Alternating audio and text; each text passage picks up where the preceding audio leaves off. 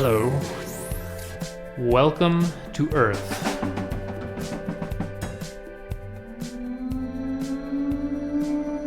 My name is Rory. I made this show for you so that you'd have a chance to meet some of the people from the late human era here on Earth. It's a wild, fascinating, and dying planet.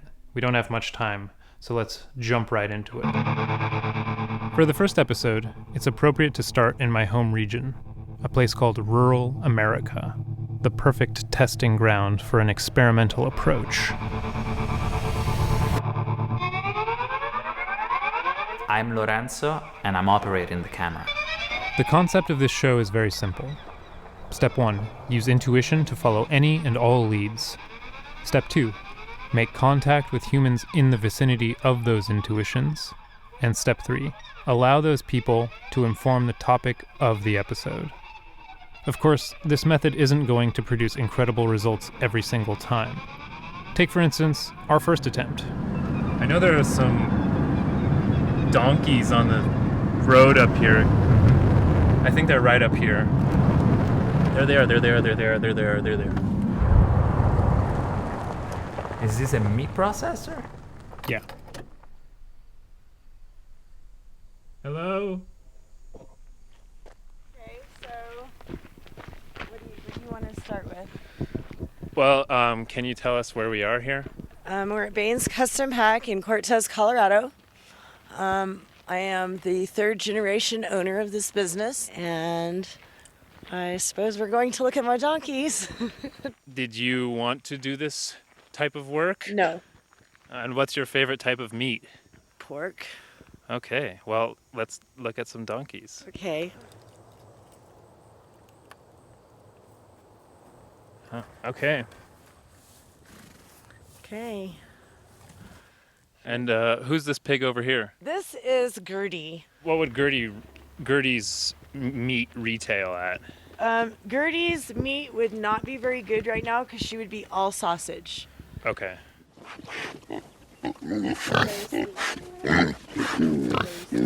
So these pigs don't have tusks ever. Yeah, they will. They will. Yeah, they're just not old enough.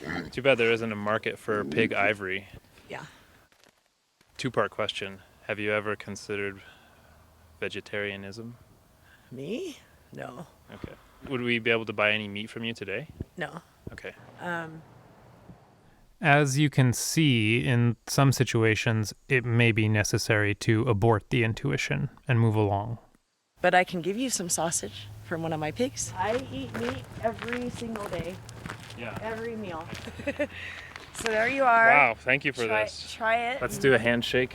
All right. Thank you for coming. Well, hold on, let's try that again.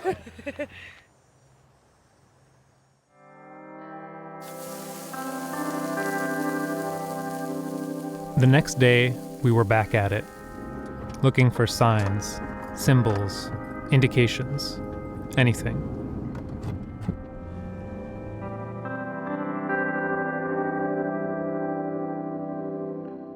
But the underpopulation of my home region was in full effect. Not a human to be found, even in the parking lots which typically served as bustling cultural hubs. No one. I was going to have to attempt direct contact. Excuse me, sir? Sir? Okay. Those are minors, don't film them. But then on our way to yet another dilapidated and probably abandoned structure, the old flour mill, we saw something. You see that guy on the roof?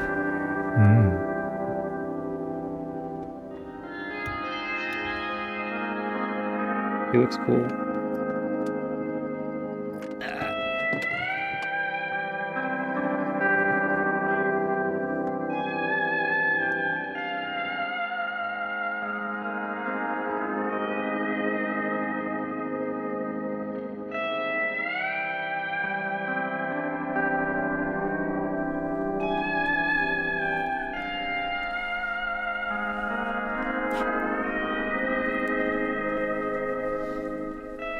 So, what's it like living next to a flour mill?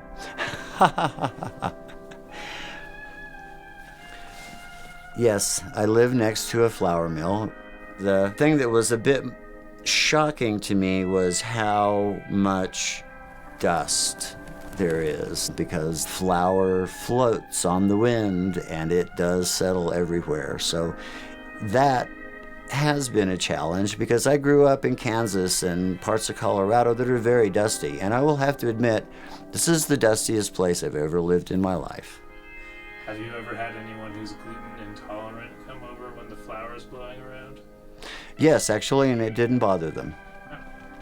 Believe it or not, one lady has celiac disease, and she's been here a couple times. Okay, well that's good. All right, Rory, let's show you some of the house.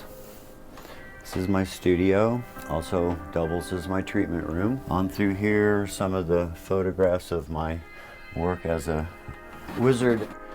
A couple pieces of some of the work I've done modeling. This is one of the masks I use in performance. And on around this spiral staircase, you have a lot of art from different cultures. This is our family room. Don't need to do the kitchen, really. Needless to say, the vibes were good. The house was full of interesting indicators, and I was sensing serious potential for a topic. Who on earth was this man? Let's find out.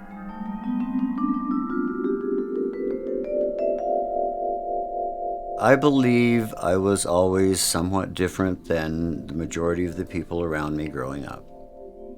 I felt at a very young age that I had a special understanding. I'm not sure I'd call it a gift at that point in time. I've been performing all my life. Even when I was very, very young, I was on floats, did dance things in band, in chorus, in ensembles, and I became a very proficient concert percussionist. When I was in college, part of my degree was to not only do an art show, but also a theatrical production. And I didn't have a name. A lot of people have called me by many nicknames, including Hey Wizard or Gandalf, etc. But I did not want to use a name that was already coined in terms of movies or books or anything of that nature. LionFire then came to me in a dream, and I've used that name ever since. I really wanted to have an outlet for that part of my art. One of the only ways that I could pursue this was through the Renaissance festivals.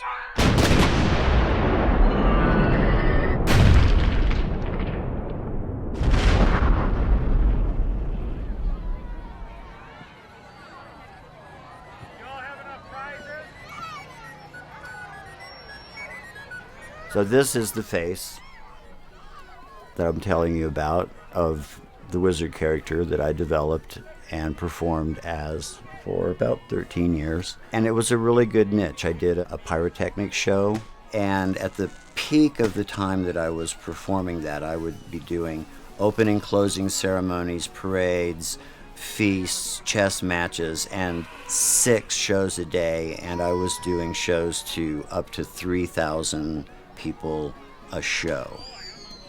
That's a lot of people. That character was almost a channeled entity. Like most really good actors will become the character that they're portraying. And I did that a lot with LionFire. The face, the regalia, the images, basically I took things from tribal groups from all over the world and then made it mine. It is Egyptian, it is Native American, it is African, it's Chinese, it's Japanese, it's Australian, South American, Mayan, it's all of it. Because to me, that character was the world. And most people, all they had to do was see me to become more. Because if I could be that outrageous, well, they could be a little more outrageous. Oh my God. So my ability to be able to literally be seen, photographed, and to activate somewhere between 6 and 7 million people in the time that I did that. Even if it was in a small way, the influence that I had elevated people to go a little farther, to stretch a little more, to imagine a little greater. And that was my goal, and I do feel that I accomplished that.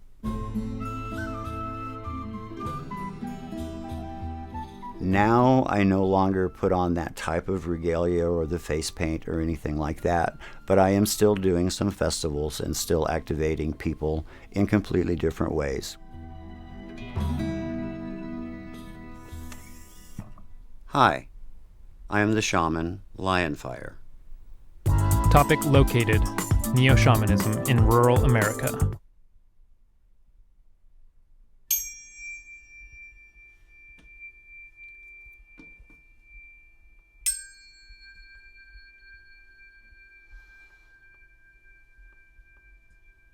From the first time I met LionFire, he always had the most interesting items, things, artifacts, people, events. There was never anything ordinary about anywhere where he lived. Magic follows him like a puppy, and you never know what's going to come next. I've known him for almost 45 years, and I've called him David, as his first name is David. There's a difference between David and LionFire, and if LionFire is present in the room, I call him LionFire. But when we're just casual among ourselves, it's David and Mary. When you're mad at him, what do you call him? David. I don't get mad at him very often, though.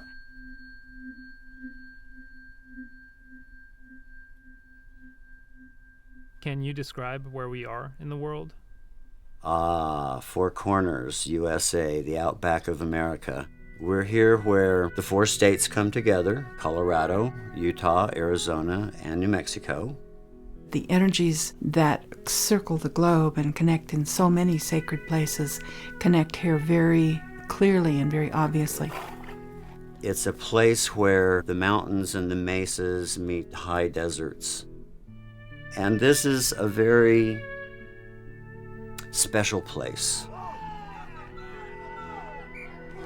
In this area, it's easier to connect with the divine. The dark and the light balance, but they don't battle. This is a farming and ranching community, so we don't generally have a huge amount of friends in the area. While you've got all this wonderful positive energy, you also have the poverty, the aridness of the desert, the difficulty in making a living, and there are several very strongly organized religious communities, so there's a certain amount of keeping shamanism under wraps because you don't want to be the one they choose to shoot at. At this point in my life, this is where I am. We're establishing a shamanic institute here. Frankly, at this point, I thought that LionFire must at the very least be exaggerating. A shamanic institute in Cortez, Colorado? But then I looked in the backyard, and sure enough, trainee shamans everywhere.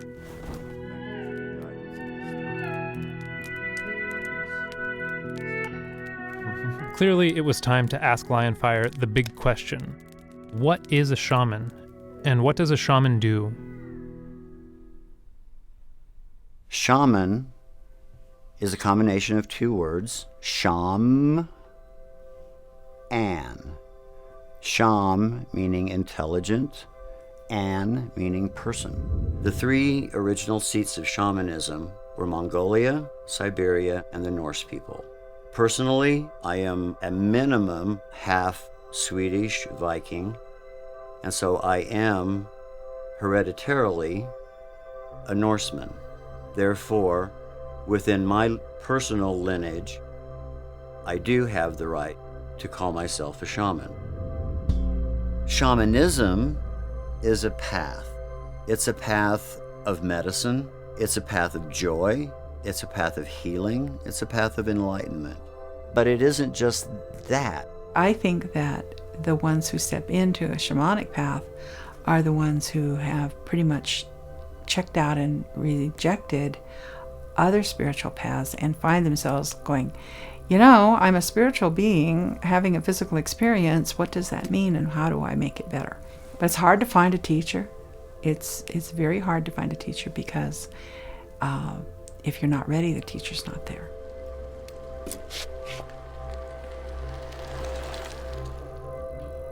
I live in a very difficult area in the United States to get to. There are no trains, there are very few buses, airplanes cost a lot of money, we're not close to any interstates. And I deeply understand what it takes for someone to actually get here, ask for assistance from a master, and I know that their path has been led by spirit, that they are on a shamanic path, and that they're serious about it.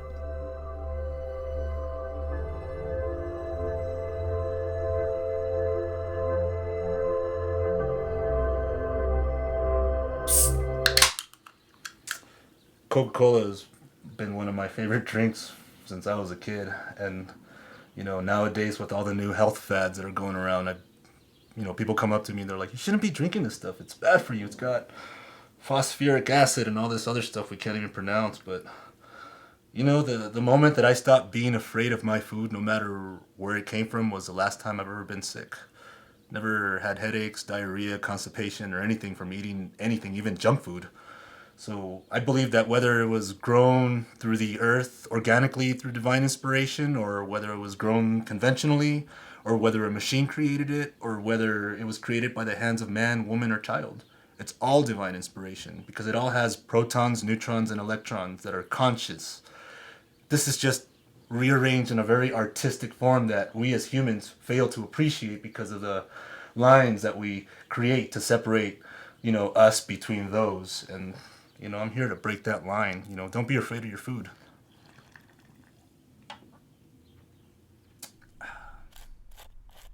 Anyone that I accept as a student, I am also their student. And it's a very amazing exchange that can happen between people. I've been interested in shamanism for the past 15 years. And when I met LionFire, I knew that was a teacher that I wanted to learn from. He teaches you how to be super connected with the world around you. And he respects traditions, but also has the freedom to modify, which is very important to me because I'm not very good at following rules. Shamanism allows us to realize our inner potential because there is no right or wrong. It's just expression and art. And that's what shamanism is for me. I think that Coyote sensed some of my confusion around shamanism and what it actually meant. So he offered to demonstrate it in a more practical framework. Shamanism and cooking. Well, yes, indeed.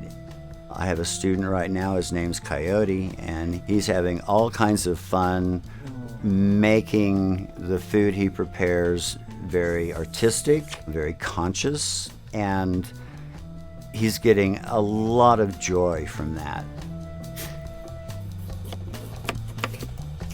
For me, cooking is something very spiritual because I get to be one with the food. A good friend of mine once told me that food is God. We're using food to create emotion and feeling. It can make you laugh, it can make you cry, but it'll definitely make you feel. How does that feel? Mother Earth tastes so good. So my teacher advised me that when I'm cutting red onions, or any onions for that matter, to just close your mouth if you don't want to cry. Which teacher? LionFire.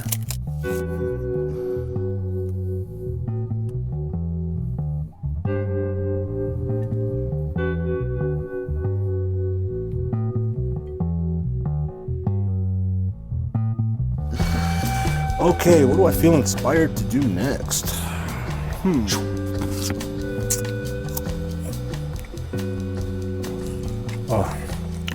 How does that one taste?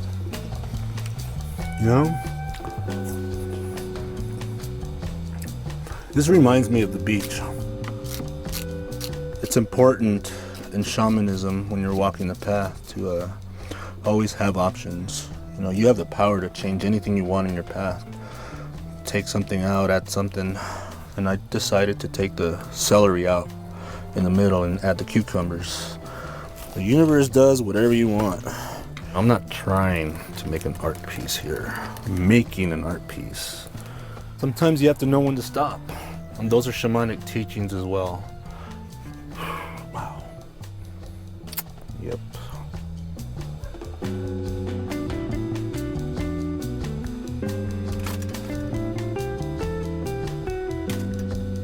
So, can you put shamanism in cooking? Of course. Grandma probably put shamanism in her cookies, but she just may not call it that. That was their first contestant for the evening. Yeah.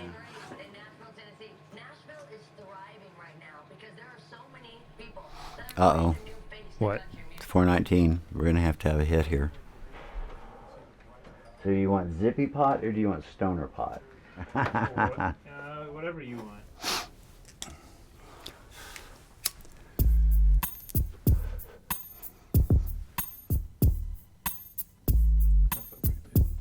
If you had told me 2 days ago that I'd be getting stoned with a shamanic master in Cortez, I would have said no way.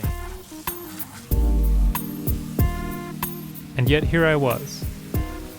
It all felt like a dream, really. While I was watching LionFire spray the hose, I couldn't stop thinking about something he'd said earlier. But I am still doing some festivals and still activating people in completely different ways. I just couldn't get this idea of a covert mass activation out of my head. I love church. I had to do something.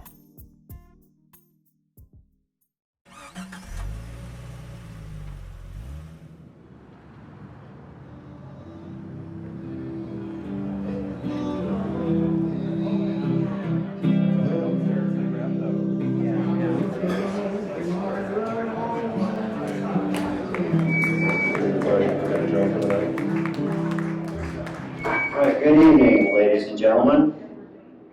This is by special request of our friend Rory, who is doing a travel blog. My name is LionFire, and this is for you.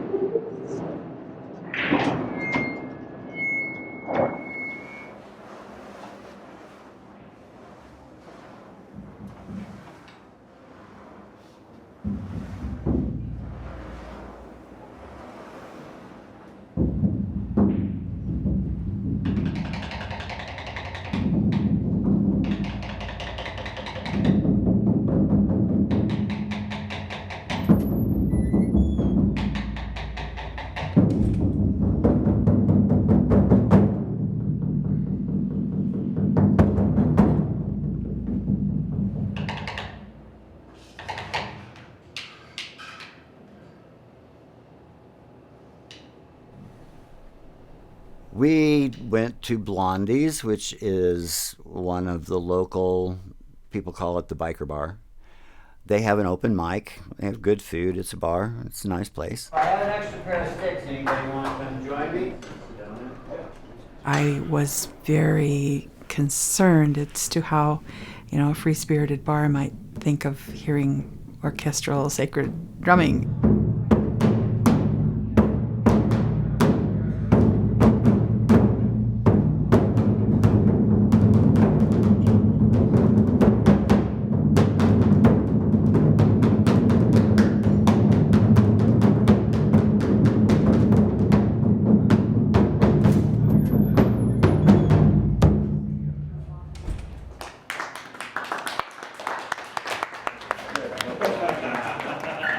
I think it'll be something that people talk about for a while.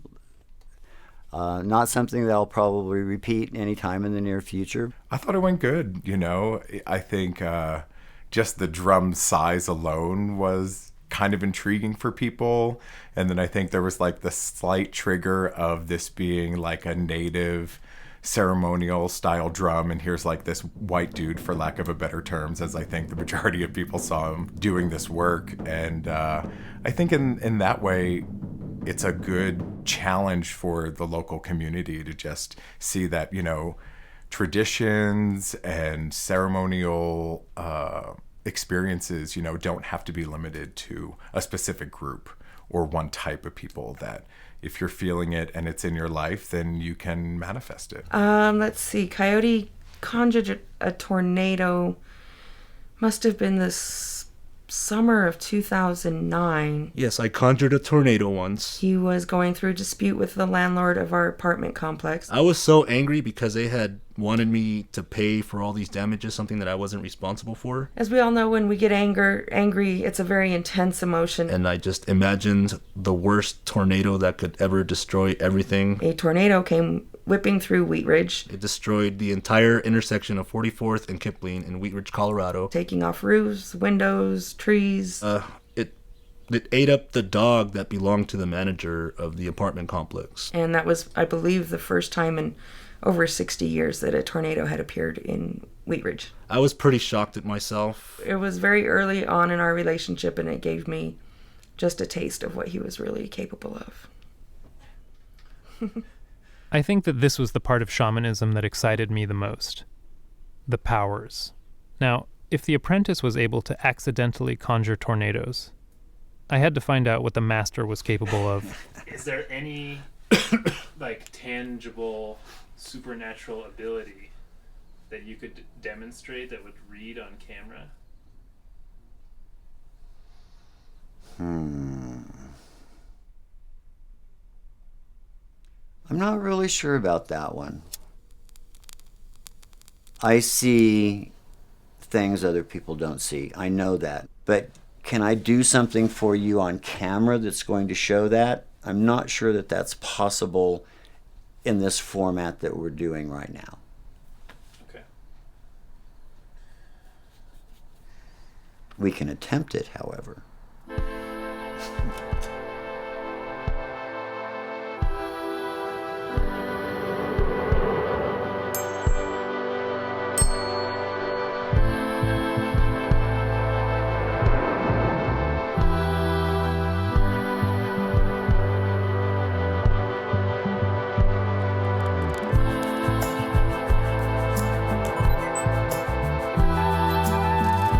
Before and after pictures. The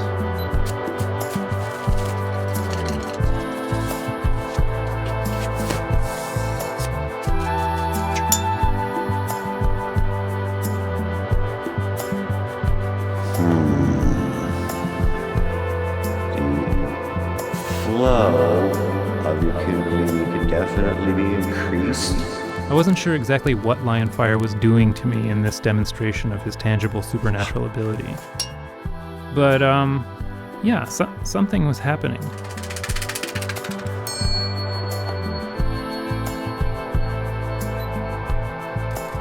A life without spiritual awakening, to me, would be rather dull. People will accept or deny whatever they wish, but at least the opportunity needs to be presented to them. We have grown up in a society that says, your ego's bad, your ego's bad. Keep your ego in control. Oh, you have too much ego. Okay, that's a real good way to step on people. Spiritually, your ego is your backbone. It's like saying, oh, well, you can't tell anybody you're a shaman. Well, okay, then how are people going to find me? How are people going to know what it is I do? Okay, I have to be able to say, yes, I'm a shaman, I'm a healer, I'm a teacher. Okay, this has nothing to do with ego, this is information. The young people of today really need to get that back. You need to love yourself. You need to have the self-confidence so that you know what you do well. LionFire demonstrated his powers on me.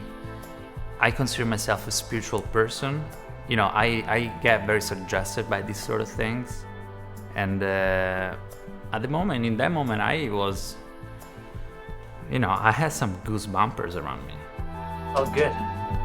Right. Yeah. It works. Yeah. It works. All right.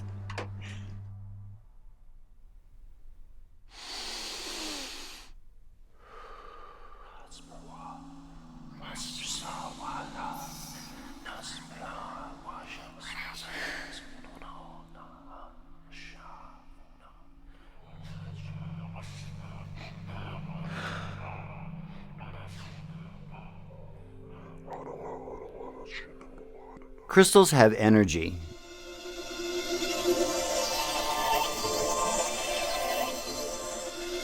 Crystals have power.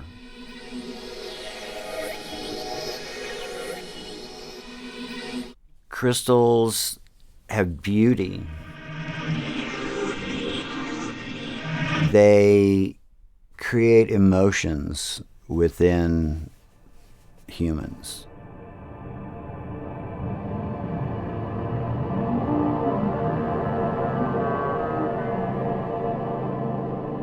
When a stone or a crystal is carved into a skull, it raises the vibration to a level where the crystal skull or the stone skull can speak to the human, potentially only in their mind or on other dimensional levels, but it raises the frequency to the point where we can understand what the stone or the crystal is saying.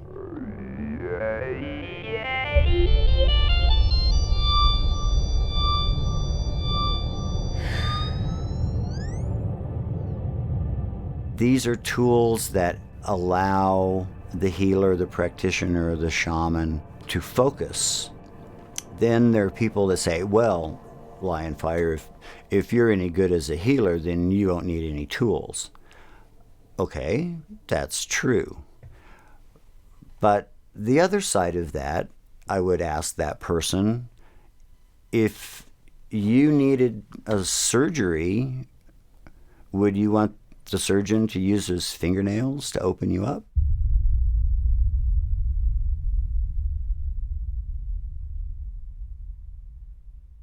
Well, as far as what I feel about LionFire being a white shaman, I don't, how can I put it?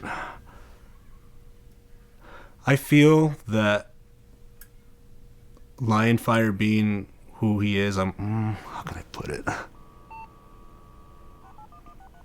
I believe LionFire is the real deal. He's not what people might call a plastic shaman. I've been told by some folks who are interested in shamanism that they had done a search and had found a Native American website that was all about the plastic shaman. These folks, unfortunately, are Native Americans who feel that their spirituality is being stolen from them, and all of their traditions are being stolen by the white people and the wannabes and things of that nature. And so they have created a list of what they call the plastic shaman. And I'm on that list. This one right here. Although LionFire had been aware of the Plastic Shaman forum for many years, this was his first time logging on and reading the comments, so to speak.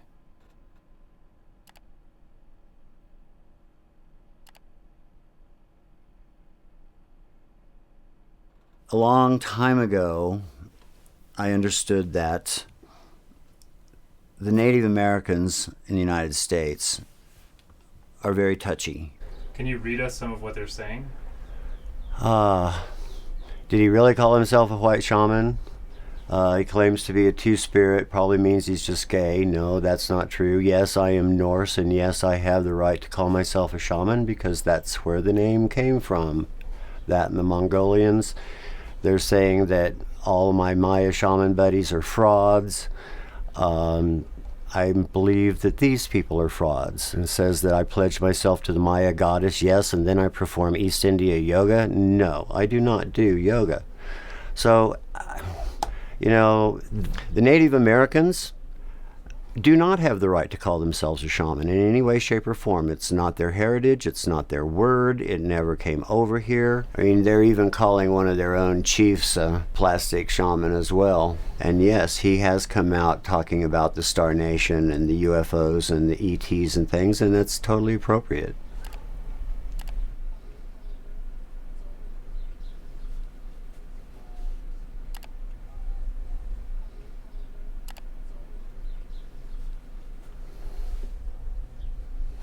Does it hurt your feelings at all? Doesn't hurt my feelings, but it's really sad that they do this to people when this isn't correct, and that they're putting lies out there when they promote telling the truth, which they are not at all. We do know what we're doing, and we are helping the world. Sometimes one person at a time, sometimes big groups at a time, but nonetheless, we are here, we are valid, and we're helping people. Do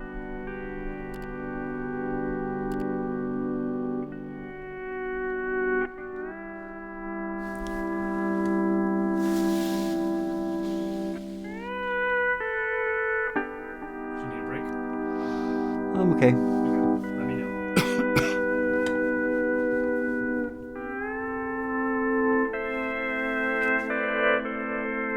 LionFire probably didn't need to read every single comment in which he was mentioned on the Plastic Shaman forum, but I thought that probably there was some constructive criticism that he could take in stride.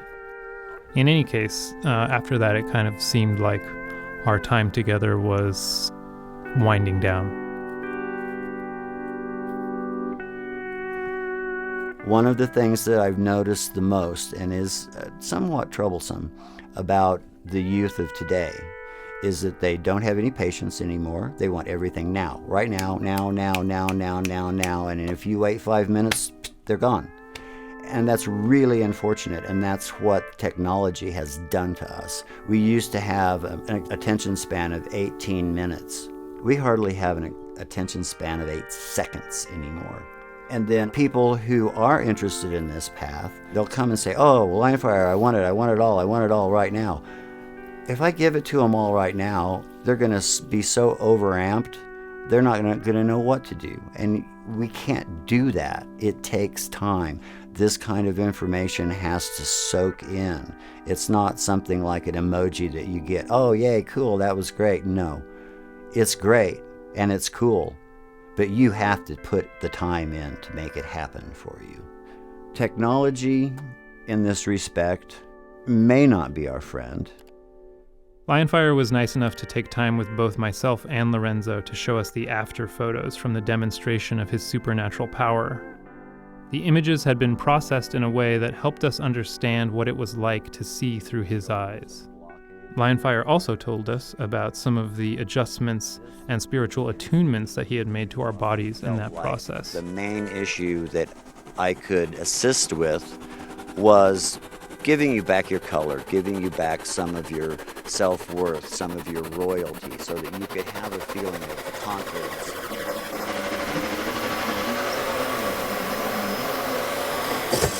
Oops. That's fun.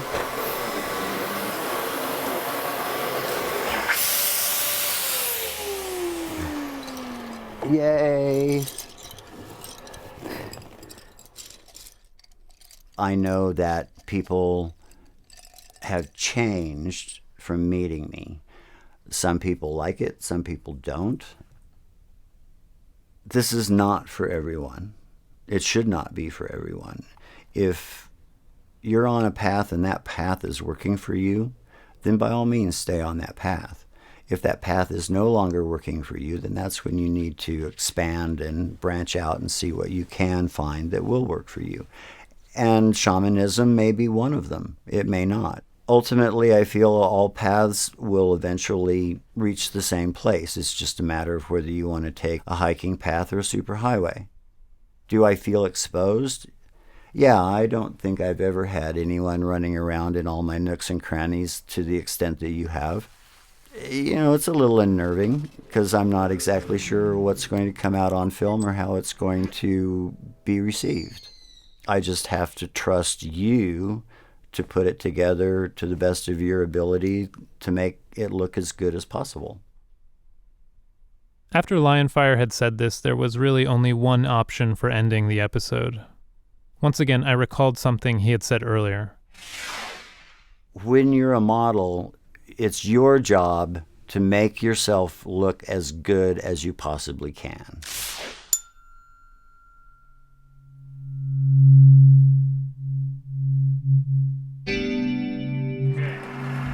I'll take a small hamburger with ketchup and pickles only.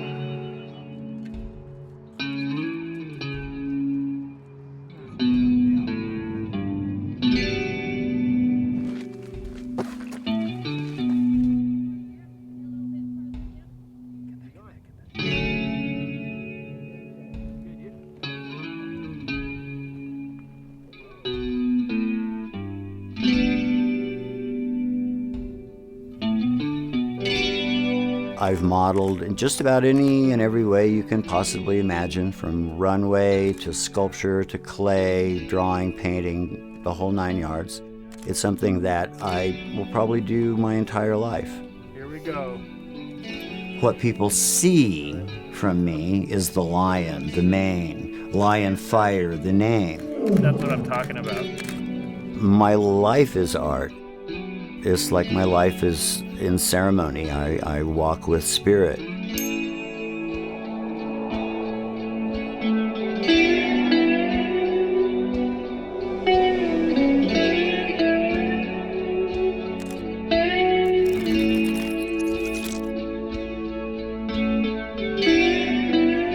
I'm very lucky to have crossed paths with LionFire and his group in this very first episode of Foreign Correspondent. What might surprise you is that there are over 7 billion people on this planet who are just as compelling as him. And I look forward to introducing you to many of them.